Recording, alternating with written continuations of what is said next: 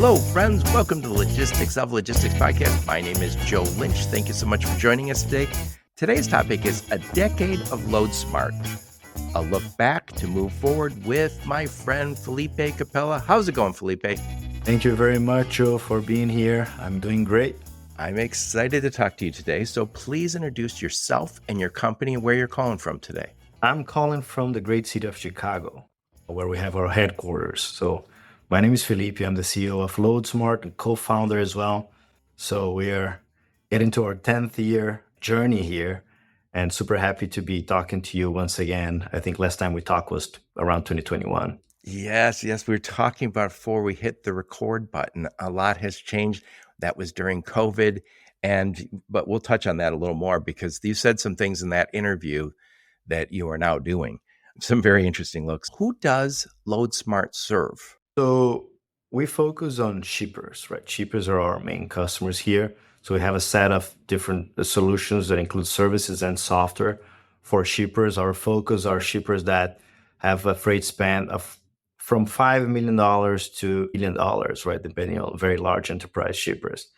Yeah, it's a wide range, right? Again, different services and software for different profiles. We have, for example, our Shipper Guide TMS. There's more focus on mid-market and small enterprise. So anything between $5 and $150-ish million of freight spent a year. Of course, in our brokerage arm, we deal with most of the Fortune 100 accounts, so very large enterprise shippers. So again, it depends on the actual solution, but it's a wide range of shippers. We do also have a lot of 3PLs and 4PLs as customers, especially on our facility software solutions like dock scheduling with OpenDock, our NavTrack, which is a computer vision software for asset tracking in and out of the facility. So again, different solutions, services, offerings, depending on the shipper profile. Yep. And we're going to hit on this more than once, but you guys have a solution suite that is different than most of the freight brokerages. And I think that comes a little bit from the heritage, which we'll touch on as we talk.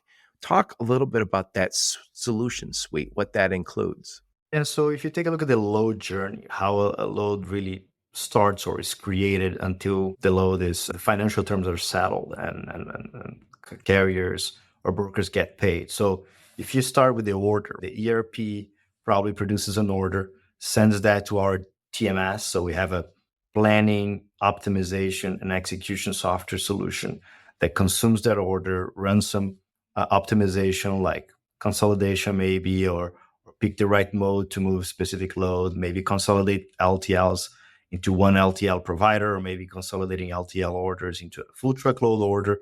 Then we have our marketplace component in which we have other brokers and other carriers, and shippers invite their own network of carriers and brokers to transact within the platform, right? Then we have, again, tendering with tender scenarios. So we have the whole planning and optimization procurement modules. Then as the load progresses, right, we select the carrier, the shipper selects a carrier, it hits the tendering process, then the load hits the facility eventually for pickup, for example. And at the facility level, we have a lot of software solutions. We have a dock scheduling solution called OpenDock. It's probably today the largest dock scheduling solution in the US. We're in more than 3,500 facilities. We process more than 10 million appointments per year. More than 50,000 registered carriers and brokers use the platform on a daily basis. Right? We have 18 gate out computer vision solutions. So if you have to track your assets, which is not for everyone, depending on your volume or the type of monitoring that you want in and out of your facilities, we have a computer vision solution that identifies with using cameras, the plate numbers, container numbers. So again, it's an automatic computer vision solution. Then again, it goes back to when the load is finished, we have all the documentation management technology as well, and finish with audit and payments that is also embedded in our system. And part of that, like technology platform, we offer, of course, services as well. So we have a managed transportation service. So if you don't want to operate the system yourself, we do it on your behalf, right? So we're responsible for procurement. We're responsible to hold brokers and carriers accountable. We are responsible for the KPIs. And of course, we have our brokerage arm that provides services on a spot and contracted basis for whatever customers, right? If you're talking about, again, very large enterprise customers, we are very focused on our brokerage solutions for really large retailers, for example. But again, if you're a mid-size or small enterprise shipper, we have a lot of shippers that actually use pretty much all of our tax solutions and plus a few of the services. So if you're a shipper and you call us, what we're going to do is really have a nice discovery call to understand your own pain points and to see what types of solutions we have today in terms of technology and service that can help you deal with your pain points, right? Maybe it's a very niche solution. Maybe only stock scheduling. Maybe it is a procurement, only the RFP procurement tool. Oh no, I just want a tool to internalize my RFP process. Here it is. Okay. No, I want you to manage my RFP. You can use your own technology. So we have that kind of managed services as well. So again, we're very tailored to the customer needs. That's why we call ourselves today a logistics solutions company, right? Because we first hear from the customer, conduct discovery questions, and come up with what we believe is the best set of technology and service that fit that customer's need. Yeah, it's an evolution. You talked before we hit record, you said it's really an evolution that you guys have gone through, but it's also what we've seen with the whole industry. Because where a lot of people, I'm going to generalize here, but a lot of shippers would just say, hey, I just need a broker to go get me a truck. That's it. And as they grew, and that's fine. Yeah, and that's fine. But if you go to a regular broker who doesn't have some of these other tools, you have to you grow beyond them. And what's nice about what you guys are serving is you can work with relatively small relatively small shippers, and as they grow and need more solutions, you have those solutions. Yeah, absolutely. Yeah. So we started back in 2014 as truly a freight brokerage, right? And the industry labeled us as like digital freight brokers. This is not something that we created. And back in the days, again, 14, 15, Transfix, Convoy, Uber Freight came a few years later as well. And they kept their focus on pure brokerage. And we saw it differently. We thought that there's so many pain points in the industry. And we raised some money, right? We raised more than $300 million of cash. So how do we best allocate that cash towards real pain points of shippers? So we started to invest a lot on software, customer-facing software, which is different from internal operating software, right? If you take a look at Convoy, for example, they spend pretty much all of their R&D resources, aside from the module that they called Convoy for Brokers, but 90% of their R&D was focused on internal operating workflows for their brokerage arm. And we also invested a lot on that up to 2020, 2021 when we talked back a few years ago. Then we realized we need to expand our value proposition. We need to widen it. We need to have a broader value prop that is more powerful beyond brokerage. Nothing wrong with brokerage. Again, we have a very strong brokerage arm that we're very proud of, and which has been growing a lot and providing services to both SMB companies, but also very large enterprise companies. But we have other solutions right beyond that, as you mentioned yourself. Yep. We'll talk more about the evolution of not only Loadsmart, but of the industry. But let's talk a little bit about you. Where'd you grow up? Where'd you go to school? Some career highlights before you started Loadsmart. And then I want to know also, as part of that story, why did you start Loadsmart? Yeah, so in my previous life, I was a lawyer, believe it or not. So as you can tell by my weird accent, I was born in Brazil. So lived there until mid to late 20s. I actually practiced law for a few years in Brazil. And moved to Madrid for academic purposes, came to the US also for academic purposes. Yeah, and then ended up in a New York white shoe law firm doing mostly M&A. So worked there for a few years, went to Washington, D.C., worked for the Inter-American Development Bank doing finance, sovereign guaranteed operations for Latin American countries and states and cities. And then after, 11, 12 years of this corporate life, I said, I want to start something from scratch. I want to start something that I create, and that's coincidentally a friend of mine called Ricardo Salgado was going through the same journey, but his background was at Goldman Sachs. So he worked 13 years at Goldman Sachs. And actually, he had the idea of attacking the freight industry. So I give him a lot of credit for that. Very pragmatic guy, looked at healthcare, finance, and transportation. And he thought, hey, transportation, there's a lot of room for growth. Take a look at the fragmentation of the industry. We really fragmented shippers, brokers, and carriers. Size of the industry, gigantic TAM, right? $800+ billion industry, and lacks technology, as falling a bit behind compared at least to other industries. So that we thought that was a good place to start. Made a lot of mistakes, especially coming out of the industry, and learned a lot.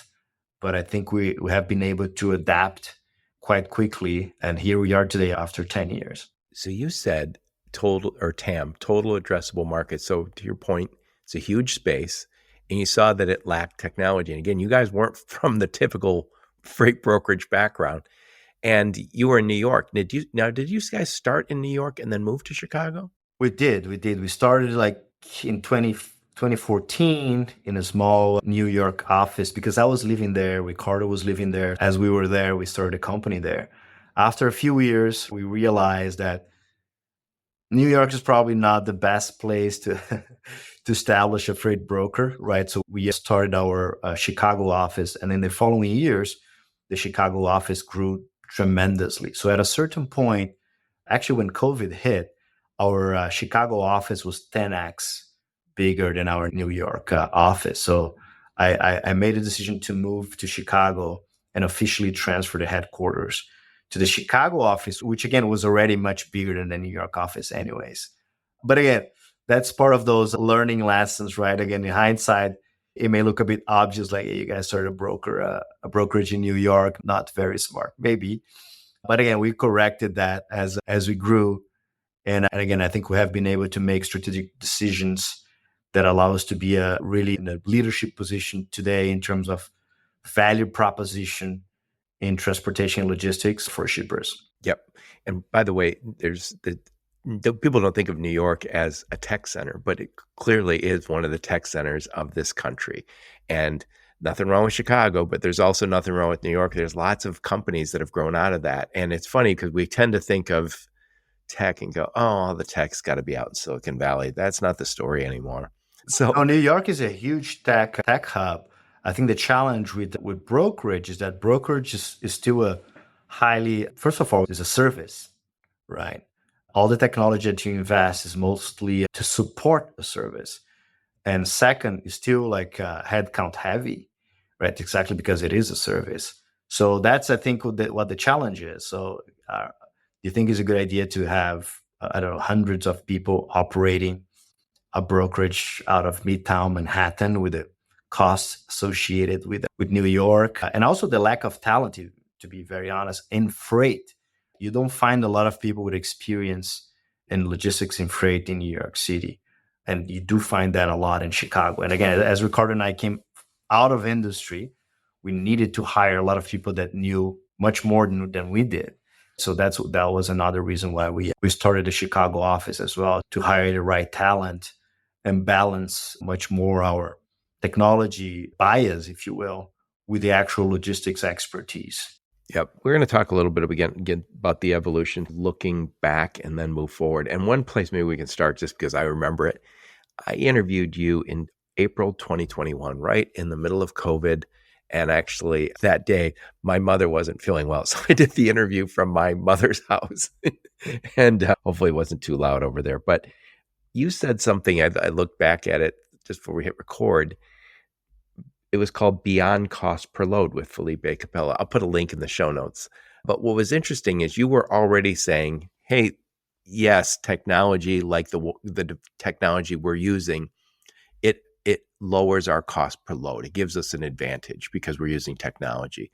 And and some of that money can be given back to customers. Others can be reinvested into more tech and more people and more services. But you were already saying it's not just about cost per load, because there's other value that can be added for the shipper. And we didn't think in those ways before. It was tended to be the advantage of technology is it just reduces cost. which is great. We all want to help be able to reduce costs, but it wasn't just about that. Please elaborate. Yeah, so I think at that point in time in 2021, people were talking a lot about technology and brokerage as a tool to reduce cost per load, right? And back then, again, in 2021, as we started a company in 2014, it was already our sixth or seventh year of investing a lot in technology for our brokerage operations. And we had already realized there were diminishing returns, right? Trying to automate every single small internal task sometimes was just not worth it. And also the most expensive internal or brokerage tasks were actually not the purely internal workflows.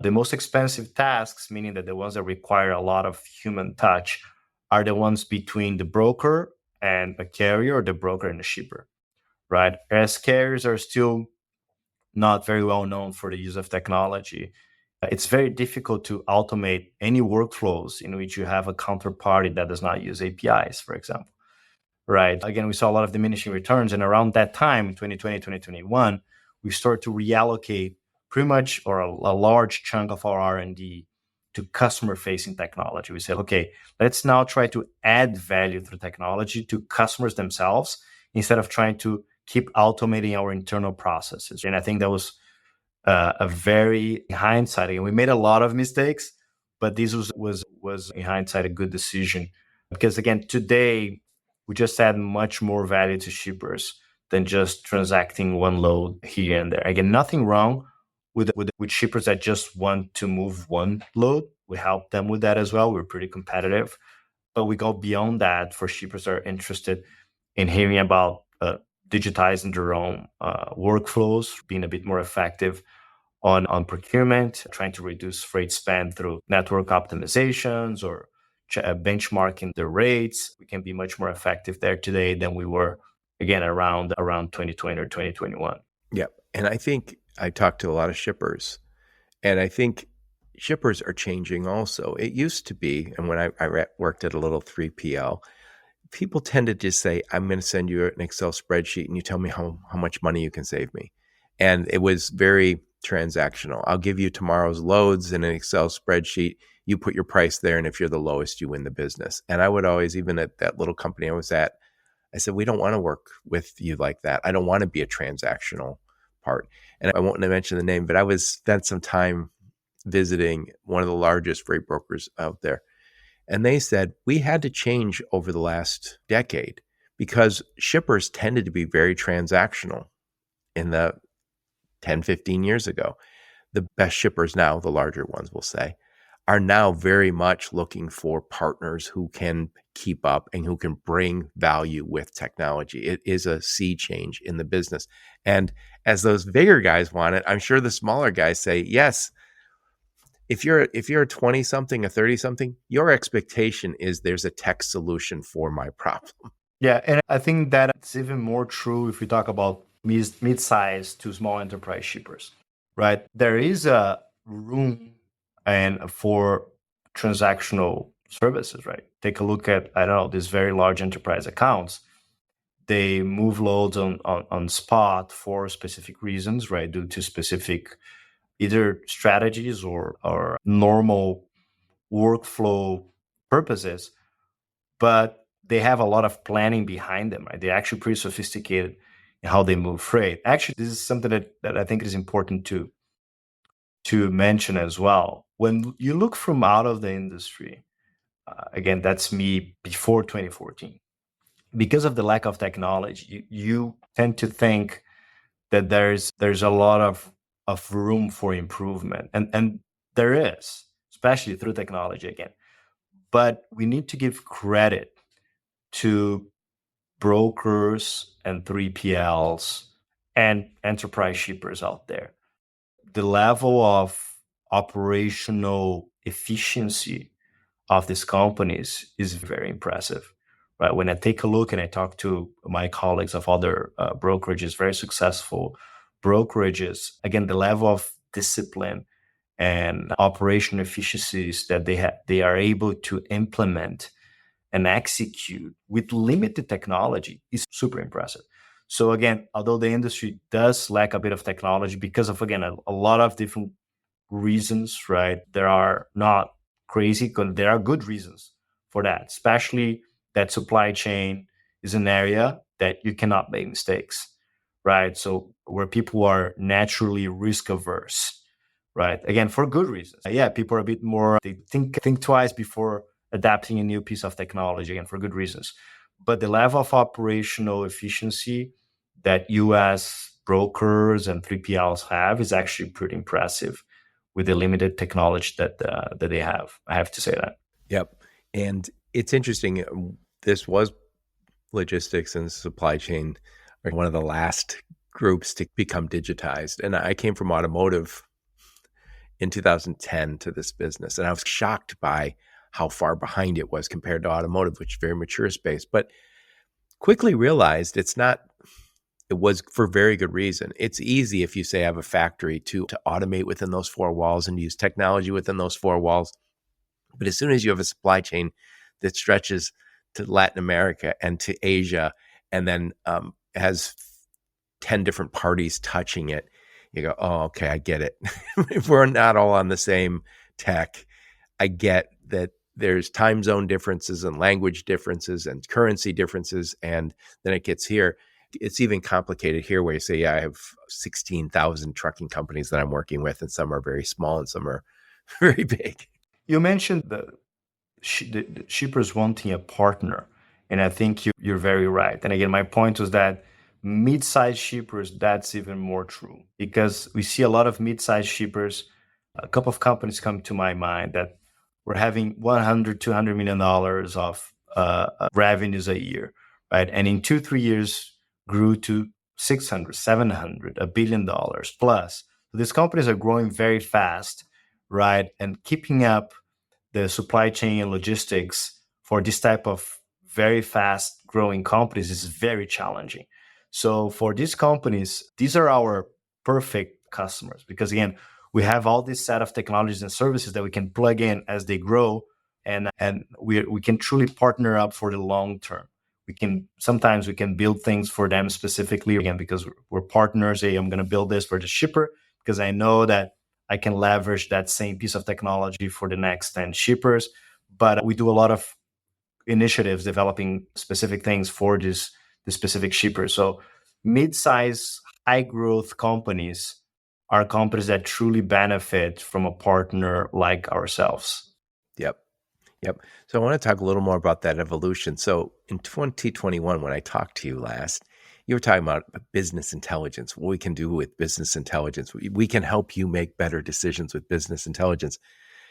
And it was novel because you were saying things like, hey, if you tell us on Tuesday rather than Wednesday, we can save you 10, 15% more on your shipment.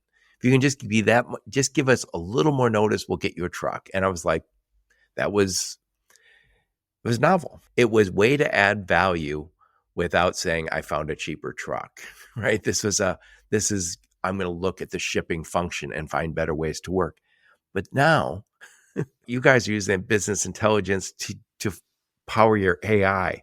And you sent me an email with a demo yesterday, and I was blown away. And I was like, now business intelligence, which sounded like the future of this business, now looks like yesterday's news.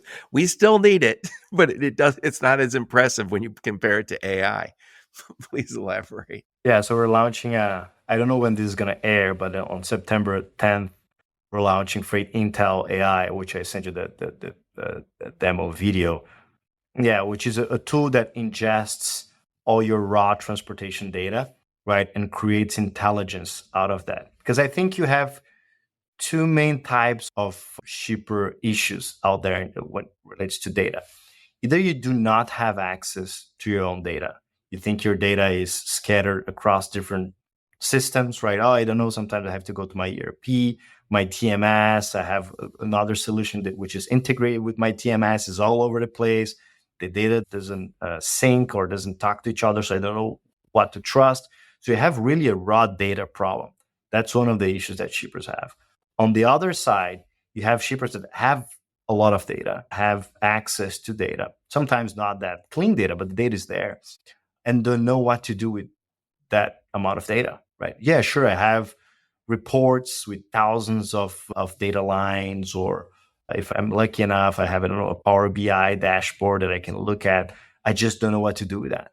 I have to assign analysts, sometimes software engineers, to clean the data, then senior data analysts or senior planners to go through the reports and trying to find what should I do with that data? What are the opportunities that I have? Again, our tool just ingests that data and creates actual intelligence that is very actionable, right? So it says, hey, you have an issue in your outbound North California shipments, usually ship an LTL from the same location to the same location in whatever, Dallas.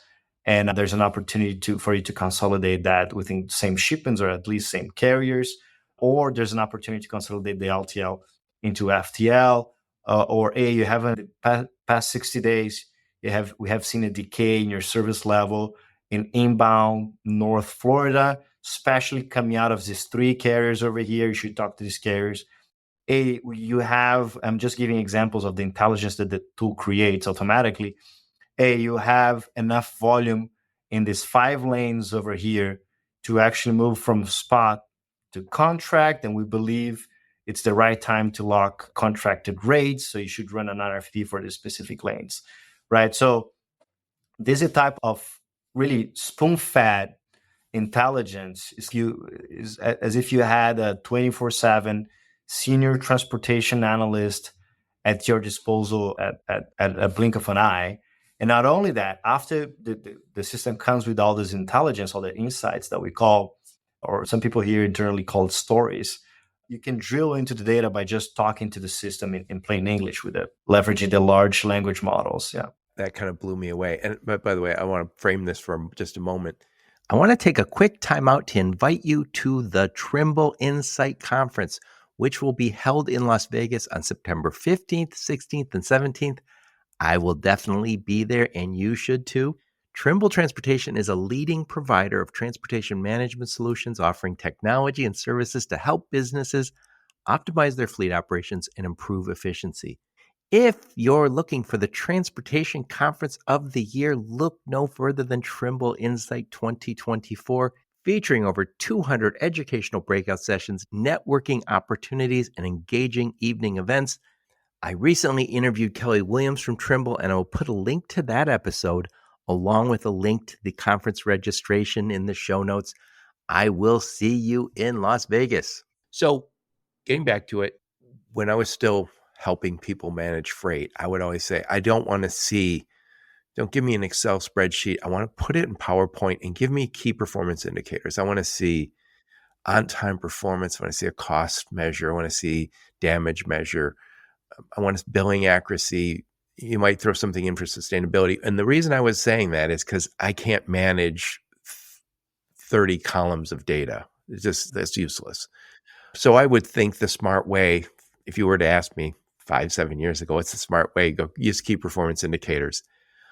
But AI doesn't need that. It says, no, give me all your information. I'll take all of it and I'll put it in format. I'll analyze things you don't even know how to analyze. And what I saw yesterday when I looked at that video, I watched it twice. It had just uploaded your information, looked like out of it's probably downloaded out of its system into a CSV file, I'm assuming, upload into these, what do you call it? You call it Freight Intel AI? And then all of a sudden it had 10 recommendations and it was saving money, improving service. And then and I thought this was interesting. It said, the user said, hey, carrier ABC is a premium carrier, meaning they cost more. So all of a sudden the system said, okay, so we're no longer asking you to requote this one. And that's the kind of thing it's the context of the situation that a freight analyst who had knowledge of that account could do. And all that you're doing is in a chat feature saying, hey, how about this? Yeah, that's actually a very good point, Joe, that you raised about context, right? And something that is still a challenge, in all honesty, right? Because when we get all the raw data, we can come back with 10, 15, 20 insights or stories about optimization opportunities, right? And to your point, we name another, I think, benefit of the tool is to really rank which ones have the highest opportunity, right? You can save $200,000 in this opportunity, you can save 75. Where really to focus, I think a lot of times people don't have the whole landscape of opportunities to select the right one, right? Whenever people bump into an opportunity, they just want to fix that one. But sometimes they do know that there are two or three that are actually larger than that. So I think there's another benefit of the tool.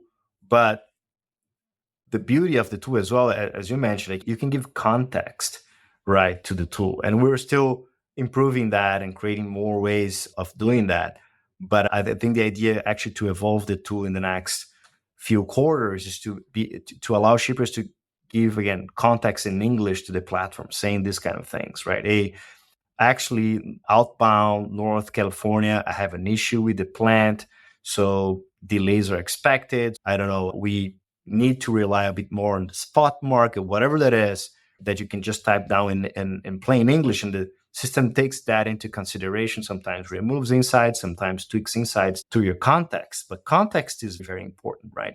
And it's also not only that you see the 20 insights, 10 insights, whatever that is, wow, everything makes a lot of sense, I'm just going to execute. Again, sometimes you look at an insight, yeah, it is an insight, but I have internal reasons why I'm overpaying a carrier, why my service is so bad, or why I have seen a decaying service in a certain region, or why I'm not taking consolidation into consideration, or why I'm not taking other modes. I know that this matches a ramp to ramp opportunity. Maybe I could move that on rail, but there are reasons why I'm not moving that on rail. So it's not, the tool is not perfect, right? Again, it depends on context, but our job here is to allow the user to give more and more context to the tool until it gets to a point that you have a quasi individual model that works really well for your company specifically, right? Because it understands so well how you operate. What you touched on a little bit, but I want to talk a little bit about what I always just call dirty data. And we have data that we take out of systems. And for years, I've heard people say when I'm advising shippers on selecting 3PLs, I said, I would like a weekly meeting where we go over how we did last week. And they'll say, oh, we can do that automatically out of our TMS. And I always say, no, you can't. And I always say the reason you can't is because the weakness of humans using your system. And so we sometimes have dirty data, and sometimes that's a lack of context. I remember seeing, what are all these shipments for $100? There are no shipments that were $100. I know it. And yet they were in there. And somebody knew a story behind it, but we didn't.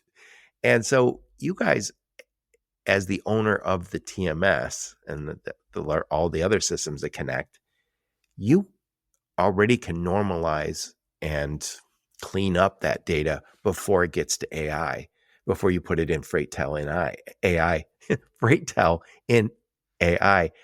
And I think that's some real problem is someone's listening right now saying, yeah, I know AI will work, but what if our data isn't perfect? Yeah, I think that's a very good point. I think people face issues with raw data, right, or dirty data, as you mentioned, because of a few reasons. Very large shippers, to your point, that rely on these more legacy enterprise TMSs. These TMSs are, first of all, very customized, right? So you have a lot of customized fields, and usually users ask for more flexibility. Whenever you have more and more flexibility, you start having a lot of custom things and free entry fields, right, in which you can put either numbers or letters or symbols, and that starts to generate a very convoluted data set, right? So that's one problem. Second problem is that, again, a lot of large shippers have different systems that talk to each other through very old school, if you will, architecture, right? So you have data flowing in and out of the TMS or importing data from other places that already come with a lack of cleanness, if you will. And on the other spectrum, you have shippers that sometimes operate out of spreadsheets, in which, again, formatting, it's very different, or sometimes it's very loose, right? There's no enforcement of any specific formatting. So you do have all these things. And Yeah, for us, the best case scenario is that, hey, I'm going to use your cloud-based TMS. And actually, we're launching with the Freight Intel AI already embedded in our TMS. So you don't have to do anything. The Freight Intel AI is already there. So that's the benefit for shippers that use our TMS. But this is a standalone product, right? So we are integrating with other TMSs out there, and we do consume raw data as well, right? So that's not an issue. We have a team here. If your data is really dirty, we have a team that kicks in and cleans up the data first. Yeah, it may take then maybe a bit more than just a few seconds to run the model, right? We clean the data internally, but we do all the service for you, right? I don't think people truly need insights in 30 seconds, right? I think as long as you generate insights that are meaningful, again, it usually takes people a month to 3 months to be able to execute on those insights anyways, because again, supply chain and transportation are very complex to change and optimize.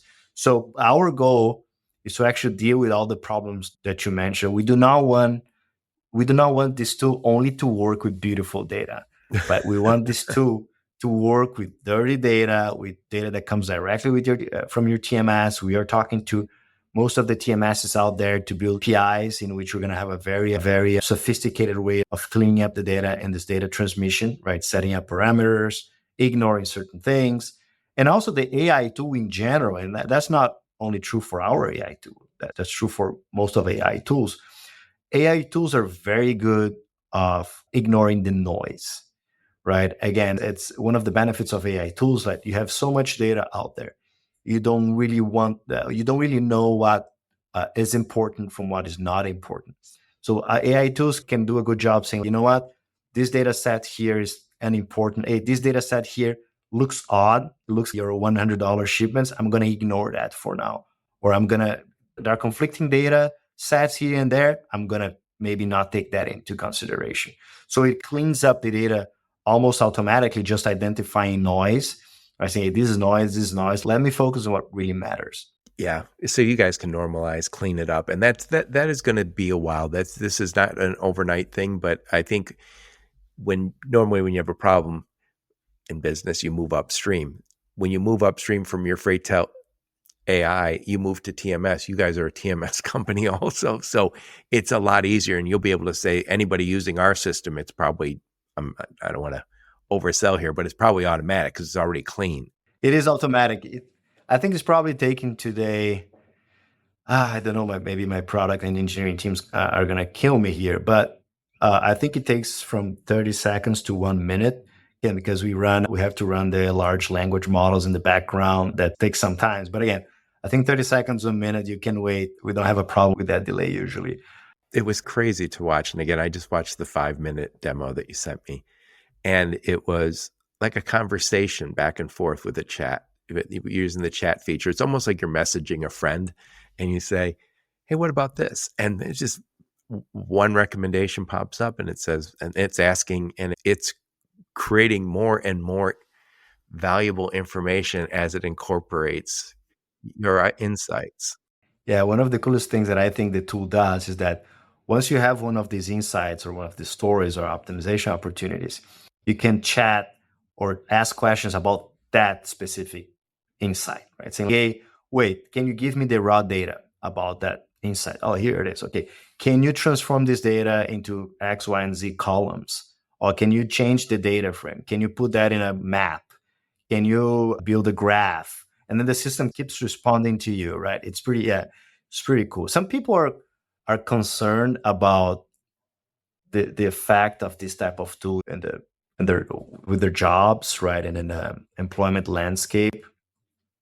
I think that actually empowers people to be more efficient, right? And empowers people to run analysis much faster and truly allow people to dedicate their time solving problems, which again, the tool cannot go out there and solve your issues, right? What the tool can do is to really highlight the opportunities that you have, but you still need people to fix it, right? To create initiatives. It's to do change management and whatever else needs to be done. So this is truly a tool that empowers people to be more efficient and to be agents of change in their organization more than hey, you're gonna lose your job because this AI tool is coming for you. No, I didn't make this up. Somebody else did, but you're not going to be replaced by AI. You're going to be replaced by another person using AI. So you better start using it. But what occurred to me while I was looking at some of the recommendations is when they're saying, hey, we consolidate these 5 LTLs into a truckload, we can do this. And it was just spitting these out. And a lot of them were like, we're reducing our carbon footprint. And I know that's super important for a lot of companies. And it's not as important probably as money is, but they're being pushed. And we're going to, as the supply chain, we're going to have to limit carbon footprint or the government's going to step in and do it for us. So I know there's a lot of big shippers who are asking for that. And boy, that's the tool. It's not just saving money. It's not just optimizing. It's making it better. And I even was saying things like, how about a new location here? I was like blown away. So if you go to location here, it would save you this money. I was like, you don't have anyone. You said something earlier about this would give you the, on-demand supply chain analyst. Most analysts would never come to that. That was an insight that they wouldn't have. They might have to implement it, but they would not come to that. Maybe that's why I say it's a senior analyst. Yeah. But you're right. The tool allows, again, there's a direct benefit, again, to empower people to be agents of change and implement cost-saving matters. But to your point, it just drives more efficiency in the whole supply chain or company logistics. And that has a lot of downstream benefits, right? We reduce freight spend. If we reduce freight spend for the company, we make the company more efficient. If we're talking about like food and beverage, for example, you're actually reducing the cost at the retailer level eventually, right? So you're benefiting the whole population. You do have environmental benefits, right? You're becoming more efficient. You're consolidating loads. You're moving fewer empty loads, right? So it's again a tool that is quite powerful for a lot of different shippers. And again, we're integrating with other TMSs. If you have your data on spreadsheets, no problem at all. We would love to introduce you to our own TMS, but because it's already native there. But if you work again with any other mid-market or enterprise TMS, or you have your data raw in spreadsheets or CSV files, it works across the board. I love it. I love it. One other thing I wanted to talk to you about, and we talked about it before we hit record, you mentioned APIs. And so we're all using APIs to connect. It makes it so much easier. It used to be these long and painful integrations where you pay somebody to come in and connect one system to another, and it was a one-off, and it was expensive in terms of time, but also in terms of money. But these APIs, when I can connect easily to the world, we now have a potential cybersecurity problem. And I know you guys are knee deep in cybersecurity. So talk about what you think is going on for the future of our industry when it comes to cybersecurity. Yeah, on the API side, I would love everyone to operate via APIs, right? I'm slightly skeptical about the usage of the LLM models and Gen AI tools to try to solve the issues of logistics and transportation via replicating calls. I think this is a quasi robocall solution that will be probably the worst solution of them all. I think the industry will be much better off at just adopting APIs. If you truly want to automate a data flow, which is your core problem, the solution is API adoption. Is not truly trying to circumvent that with AI supported robocalls. But that's my view.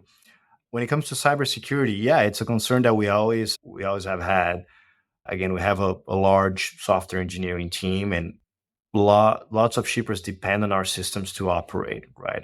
Again, we have only in the dock scheduling side, we have more than 3,500 warehouses that depend on our system on a daily or hourly basis, right? On our TMS side, we have really large amounts of freight volume going through that on a minute-by-minute basis. So we cannot fail because companies depend on us. So we have always taken cybersecurity and data security very seriously, which is a big concern that I still have today. right? Because when I talk to shippers, this is truly at the bottom of their concern list, right? They're concerned about cost first and foremost, and hitting the budget, and second, service level, sometimes the other way around. But then again, you go through a big list, and cybersecurity or data security is really at the bottom of the list. I talked to some shippers, very large shippers, like Fortune 50 shippers, and I'm still trying to process why they are not concerned. I have been providing services to some of these very large enterprise shippers for almost 10 years. And I can tell you how many times I was audited to see if I was complying with their contractual IT requirements. And the total amount of times that I was audited so far in 10 years has been zero. And again, we are very sophisticated. We have a full-time cybersecurity team. We have a blue team that's our defense team for hacking attacks. We have our red team, which actually tries to infiltrate the system. So it's a cat and mouse internal thing, which is very interesting to see. A lot of education internally about phishing, about other cybersecurity or data threats. So we take this very seriously. We are SOC 2 approved, so we have SOC 2 certificate. But again, when you go out there and you talk to shippers that rely sometimes on 50 brokers, 200 carriers, and they change brokers on a daily basis, and they change carriers on a daily basis, do they know if these brokers, carriers have any basic data security protocols in place? They don't. It is in their contract. There are a couple of pages there, probably in the contract, right? That says, hey, if you have systems, or if you access our systems through a password, this password has to be protected by a password management software. It's in few of our contracts. I really doubt that 90% of the suppliers, in terms of transportation suppliers, carriers, and brokers out there, check all these boxes, which again for us are very basic boxes. And I think shippers should be much more concerned, because it's not only a question of being hacked. There are a lot of other issues, right? There are the data privacy issues. There are data leakage issues. If you allow a lot of people to have access to your systems on a daily basis, not only that, but you have a lot of information flow between the shipper and the broker and the carrier, right? And this information flow can drive fraud, can drive theft, and can drive actually much worse things from that point on. I do think shippers should start auditing brokers and carriers, conduct like an annual random audit and don't call it cybersecurity, because that scares people. They think it's unreasonable. Call it audit and check if they comply with the very bare minimum IT security protocols that you guys already have in your contracts. So I'm trying to advocate for that, trying to make shippers hear me. I think eventually it's going to happen, because either a very bad thing is going to happen, or people are going to realize that they're running risks that they should not run. We take that very seriously. We've seen, and by the way, a lot of companies that have suffered a cybersecurity attack don't talk about it. But there's a number of large trucking companies that it's happened to. So if it can happen to large trucking companies, it can happen to small ones.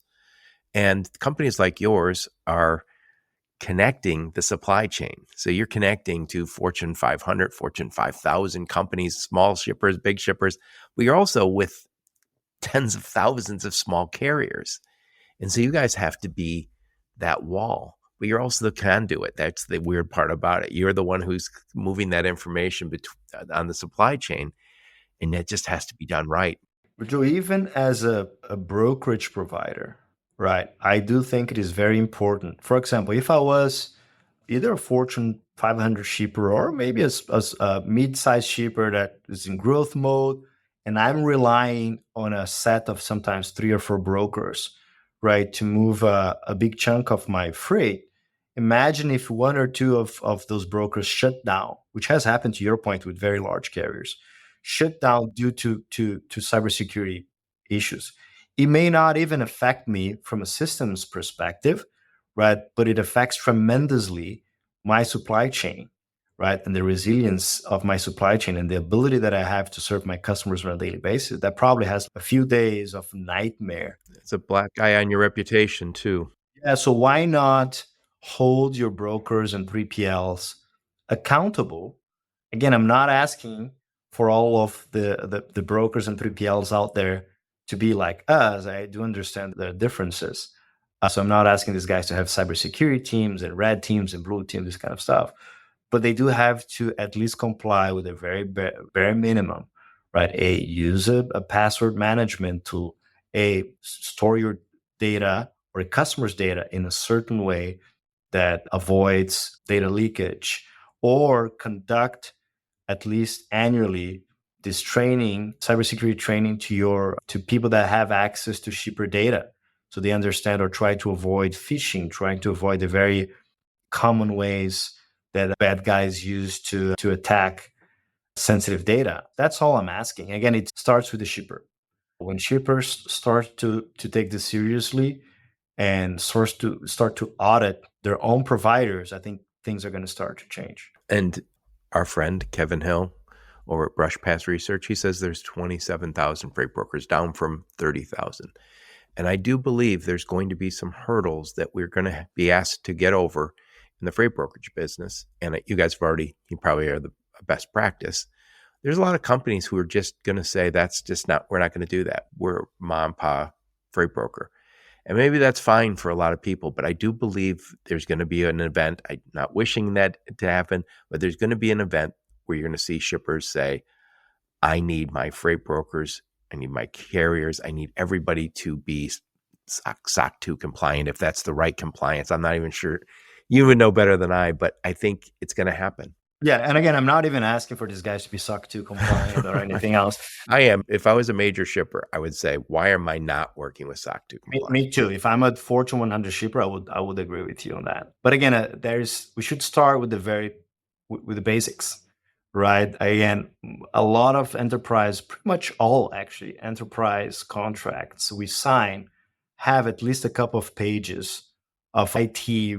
They call it IT requirements or something like that, which talks about their data storage, data processes, and user access, right? User access is something that is very important. Who will have access to my raw data? What type of data they will access? And depending on where they fall, you have some types of requirements. Again, training. Hey, everyone that has access to bulk data has to have this type of training here to avoid phishing and blah, blah, blah, because I don't want my data to be floating around the internet. And I'm with you again. It starts with the shipper. And I think it's just a question of time, in all honesty. I think smart shippers are going to start doing that sooner than later. Again, if I'm right that shippers are, especially on the transportation side, risk averse, they should eliminate that risk, which is very easy for them to eliminate. Just set some requirements, enforce these requirements towards your current providers, at least the major brokers and carriers. And at least if something happens, you're going to be able to go to your boss and say, actually, I put this framework in place and I was enforcing the framework. If something happened, it was beyond what I could do. But it would be a shame if something happens and someone asks, okay, were you this broker or this carrier, did they have any type of, do they comply with our contract? And your answer is, I have no idea. We never checked, which is the current way of doing things. Exactly. And by the way, I've helped large shippers select 3PLs in the past, and we did care about IT, but not to the level that as I think back, I think, what you've mentioned about the red team and the blue team fighting it out, trying to find gaps in your security. I would want to hear that from my logistics provider. I would want to hear from all my suppliers. That just makes sense. Hey, Felipe, there's only a few people in the freight business who know exactly what's going to happen in the market. And I know you're one of them. So please tell us what's going to happen in the freight market over the next 6 to 12 months. I wish, Joe. Something that I will say is that, as you probably know, everyone was wrong, right? I think we were a little bit less wrong than everyone else. I think we have, if you take a look at all the predictions, I don't know, across or through the past year, right? We have always been the ones that were the most pessimistic in every single set of predictions. If you put together major brokers and other players out there, but even at the most pessimistic end, which was where we were still wrong, right? Because this cycle is taking that much longer, right? And again, I do agree with the majority of the comments out there. We always said that it is a supply side issue. People thought like, well, if the economy picks up a bit, it's going to fix it. No, it's not. We have just too many trucks, too many brokers, just too many providers in general out there. And now, again, our projection is mid next year, in which things are going to incrementally get better. We don't think we're going to see any dramatic swings. We think things are going to just slightly improve given the steady exit of carriers and brokers from the market. Companies will shut down in the next 6 to 9 months, and that's how the market corrects. There's no other answer to that. We need some armies to leave the field. And you alluded to something, and I've heard it from Jason Miller from Michigan State. He said, oh, we're going to need some external event, maybe a rate cut, or he wanted to see housing starts go up in April. They did not, even though we need houses, but rates are still too high. But you believe that we grew too many carriers. And by the way, I'll throw this out there. This is anecdotal. I don't know this. I wouldn't be surprised if that COVID money made some people flush. You made a lot of money during COVID. A lot of people got checks from the government. But also, I think there's a lot of freight brokers who helped carriers, smaller ones, stick around longer because there was always another load. Yeah, there are a variety. I don't think there's one single thing. All of the things that you mentioned are true, right? There are people that claim the COVID helicopter money has helped companies to stay afloat for longer. That's probably true to a certain degree. Was that the main cause? I don't believe so. Again, I think just from a basic question of supply and demand, you have much more supply today. And I think actually to your point, brokers are part of the supply. I think the number of brokers also affect the depression of the market, if you will. It's not only a matter of how many trucks are on the road, but how many providers are trying to provide a specific service at a specific point in time. So yeah, again, it is what it is. And that's why I think in hindsight, it has been a good choice of ours to expand our value proposition, to be able to really tackle a variety of pain points and not truly depend only on transactional brokerage business. Although we're very excited about the next 2-3 years of our brokerage division, we are hiring some new leadership. We're very excited. But again, in general, if you ask me for this forecast, right now we're projecting mid next year to be incrementally better. I think people should, the brokers that I think have been the wrongest out there in the past year were actually the public ones. And I've become extremely skeptic of public brokers nowadays when they do projections, because I think they're very biased. Because again, they have they're talking to Wall Street. yeah, they have the stock trading on a daily basis, right? And sometimes they have their bonus attached to certain targets, and they have weird incentives in place. So I think, again, our assessment, I believe, has been one of the best ones on the pessimistic side, because we don't truly care, right, whether to make anyone happy for a short period of time. Right. So, Felipe, I'm going to summarize, then I'm going to get your final thoughts. And again, I'm talking to my friend Felipe Capella, and we're doing a look back to move forward. So I'm going to summarize. So in the beginning, we talked a little bit about this solution suite that you guys have now, which covers, I'm going to read right from it: assessment and analysis, planning and execution, gate and yard dock management, and then audit and analysis. And then this is a combination of technology, services, people all working together. And then we talked about these AI solutions that you guys have, which is this Freight Intel AI, which I got a demo of yesterday. I'm not just saying this to be nice. I was really blown away. It's very cool. I wrote back to you last night. I love it was like a conversation going on back and forth. As you give it your context, it adjusts its analysis. And the insights were wonderful. I love that. Next, we talked about also throughout this evolution that you guys have gone through, but also other shippers. They have changed the way they look at the world. In the past, there was a transactional mindset where the brokers in the middle were just to get me a cheaper truck. Now we are way beyond that. And we talked about beyond cost per load. It is now brokers adding value in the middle, and that's reflected in the market. Brokered freight has gone up as an overall percentage, and that is something I didn't believe I would see. I thought as technology got in the middle, shippers would say, I don't need a broker. I can go directly to carriers through all of these other technologies. But companies like yours have added value in the middle. And remember when I was still selling logistics services, people go, oh, you're just a middleman. I was like, I'm a middleman who brings you technology, people, and cost savings. So explain to me how I'm a middleman. It's like calling my grocery store middleman because I can go buy my own oranges in Latin America.